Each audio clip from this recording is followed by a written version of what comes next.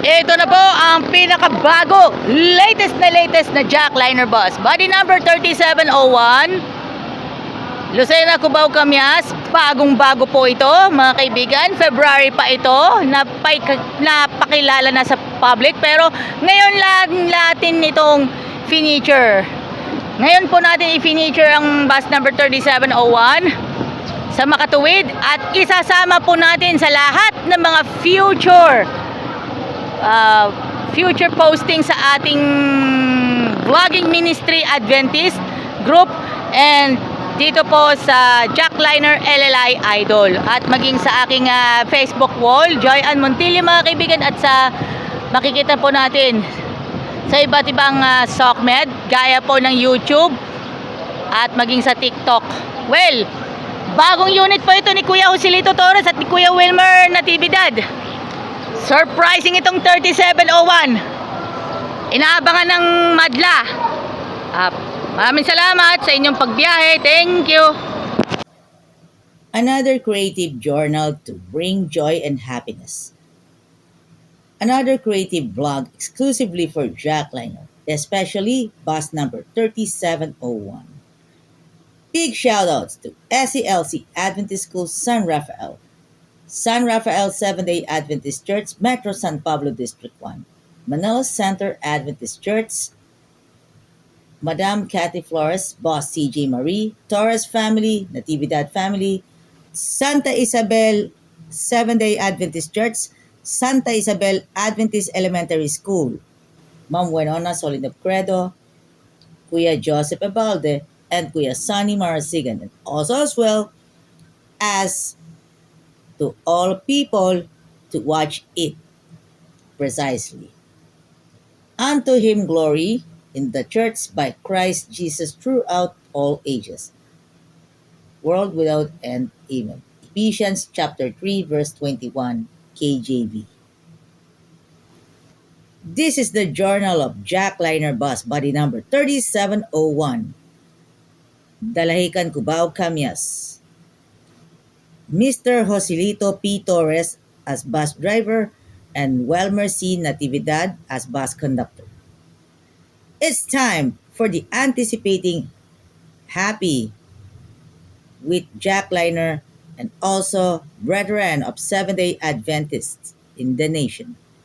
In this unit, among King Long buses, was graced in the blessings of flow 3701, 3702, and 3703 assigned for Lucena, Cubao, Camias roster, while 3704, 3705, and 3706 and 3707 was assigned for Lucena LRT Buendia route.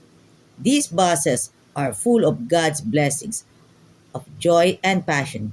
The maiden trip for 3701, driver Torres alongside with conductor Robert Perido, somehow like fields of joy and excitement of these passengers, and mostly with the P2P, known as point-to-point hours of Jackliner. Another day of action continues for bus number 3701. Driver Torres along with conductor Welmer Natividad. They brought them from 8912. The unit spanned with them for 11 years and 3 months, the longest serving tandems in Jackliner history. They were stand firm with their integrity, honor, the love of God continues, and sharing to others. However, bring the joy and gladness and happiness as long as the long hours trip and keep safe to everyone. Here they are, the takeaways at the much awaiting Adult Sabbath School Bible Study Guide, third and fourth quarters of 2025. A witness to God's power. As we have learned, God had given the pagan nations an opportunity to know about Him and to turn from their evil ways. They, however, had refused and were ultimately facing the judgment of God. At first, Joshua sounds like a children of Israel, and at midst of their hardships after leaving Egypt. Oh, what we had died by a hand of the Lord in the land of Egypt. when we sat by the pots of meat, and when we ate bread to the full. For you have brought us out into this wilderness to this whole assembly with hunger. And here's Joshua. Alas, Lord God, why you have brought these people over the Jordan at all to deliver us in the hand of the Amorites, to destroy us. Oh, what we been content and dwelt on the other side of the Jordan. Soon after, however, he shows a great concern for the damage that the reputation of God will take from this defeat. For the Canaanites and to all inhabitants of the land, I will hear it and surround us, cut off our name from the earth. Then what will do you do for your great name? This reveals a theme and principle that was central to God's purposes with Israel. Through he wanted the pagan nations around them to see what great things God would do his people who obeyed him. They could also, Rahab did, learn about Israel's God by the power of his people's conquest. On the other hand, were things to go badly, and they did here, the nations would deem Israel's God weak and ineffective, which could embolden Canaanite resistance. In other words, even the context of the Hebrews taking the land, great issues and principles were involved, which included bringing honor and glory to God, who was the only hope for the pagans as well as for Israel. Another shout outs to become Mr. Alejandro Almorfe Sr. and Ronelo Almorfe of Jackliner Group, also as well as Ma'am Madeline Galicia, Ma'am Wenona Solinap Credo, Mr. and Mrs. John Michael Loredo, and of course Mr. and Mrs. Alan Gagarin. How blessed is the day before the sunset. How we come to be one of these. This is the future here at Jackliner. Okay, andito pa tayo meron sa bus number 3701. Kaya pagpatuloy na natin ang chikahan po natin sa inyo. Siyempre, para sa safety purposes lang naman. Siyempre, baka abutin lang naman yun hanggang South Central Luzon Conference. Yung very special, spicy overload. Ito na naman po tayo kasi siyempre, pagdating sa church, medyo hirap tayo. Ang inyong lingkod, syempre, ang inyong lingkod, galing pa ako ng Calamba, going to San Pablo para magsimba lang. Okay. And gym session, around gym sessions, still the fulfills in your heart. Thank you. God bless us all at tayo po ay magiging kampante. Hindi po tayo kampante sa ibang bagay. May mga bagay na tayo na dapat natin i-consider.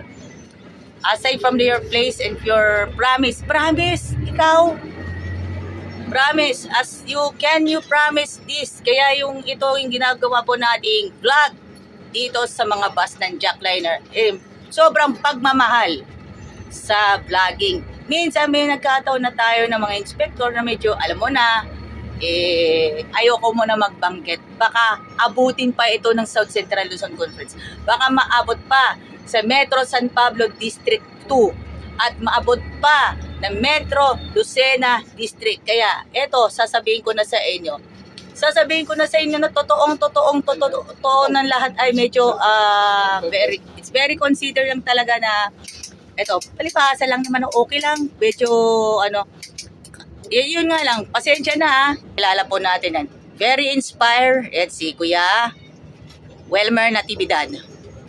Alam naman natin yan. Ayan.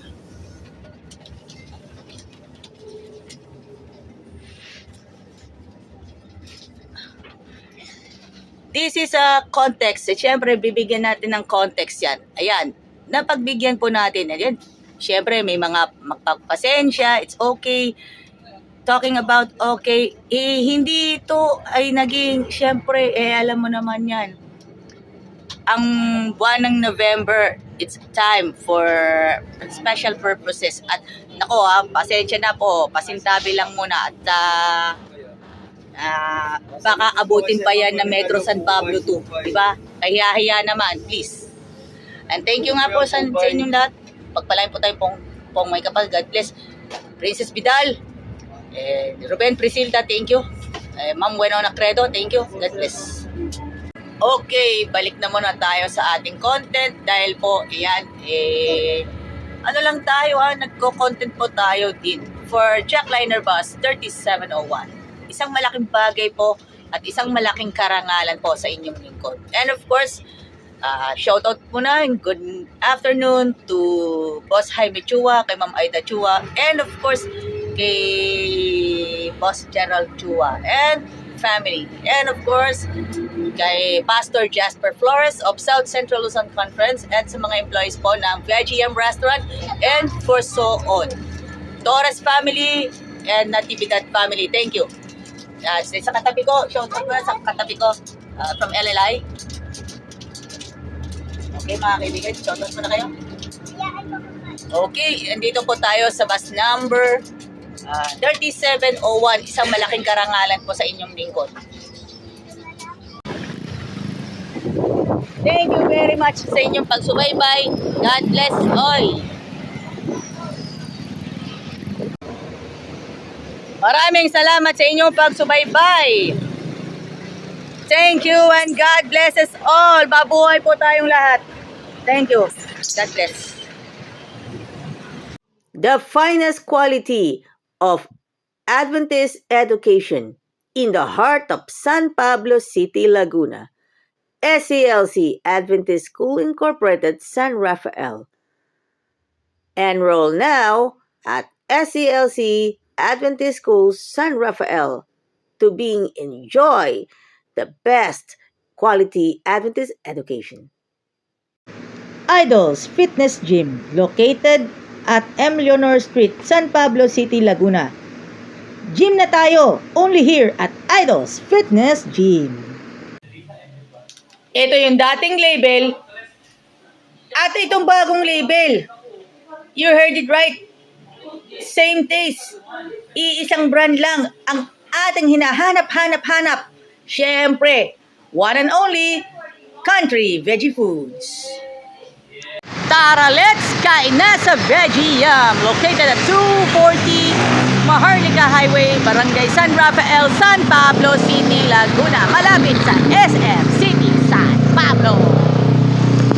Alagang Jack is getting ready for Harvest 2025.